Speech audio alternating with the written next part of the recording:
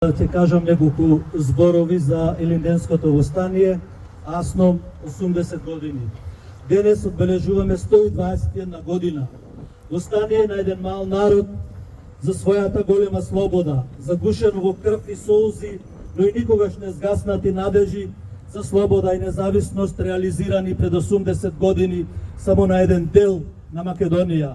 Останаа Егеј и Пирин покорени. И како што запиша Прличев во Сердарот, обичниот македонец се прашува дали ќе биде празник и каде ќе биде и кој ќе го слави. Оти времето врви и врви, а нашите соседи по стариот добар обичај, а со амин од квислишките влади на Македонија, како онаа на Зоран Заев, веќе длабоко навлегоа во програми, одлуки и договори за одбележување на Илинденското востание од златното минато на Македонија.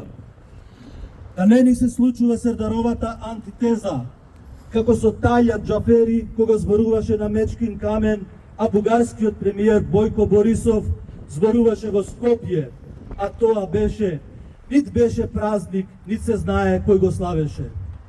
Македонскиот народ сигурно своето ќе си го направи во најубав ред и со најубав адет, исто онака како што пред точно 121 година, односно 80 години, тргна да ја ослободува Македонија. А празниците, како Илинденското востание, се многу ретки во умни и здрави држави со историја и традиции. Овие настани се дочекуваат и слават како великденски јајца за Великден.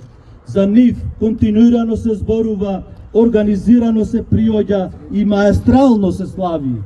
Кај нас, Илинден и Асном се толку далеку и се чини како никогаш досега не биле подалеку и позапоставени како национални празници на македонскиот народ.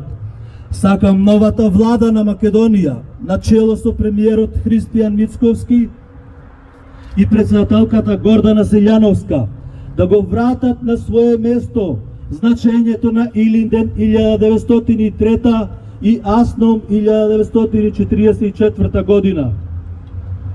Сакаме нашата татковина Македонија да се занимава со македонските работи, како што рекол Мисирков, а не со врските на предавничкиот преспански договор со Грција, добрососедскиот така наречен договор со Бугарија, законот за двојазичност и незаситените барања на албанскиот политички блок.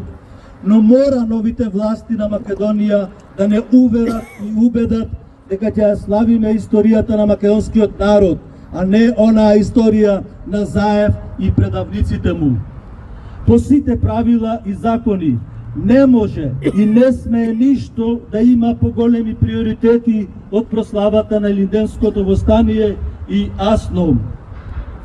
По Илинденското востание и Асном и паднатите борци се чини дека се заборавени, а главни обврски се договорите со Бугарија, Грција и онаа тиранската платформа на албанските политички партии. Македонскиот народ во Македонија е збунет, а збунети сме и ние во иселеништвото. Се плашат да го изговорат историското име на Македонија, за да не ги навредат соседните држави Бугарија, Грција, Албанија, Србија. За жал, ние сме народ подложен да ни се фрла пепел во очи. Мудриот Черчил ќе рече, формирале нешто за да не се одбележи. Неминовно се наметнува прашањето и обврската спрема паднатите борци за слобода на Македонија. Господа, кога тие ги давале сопствените животи со ура, вие и ние мораме громогласно, почитувани присутни, да викниме да живее Илинденското востание, да живее Асном, да живее Македонија.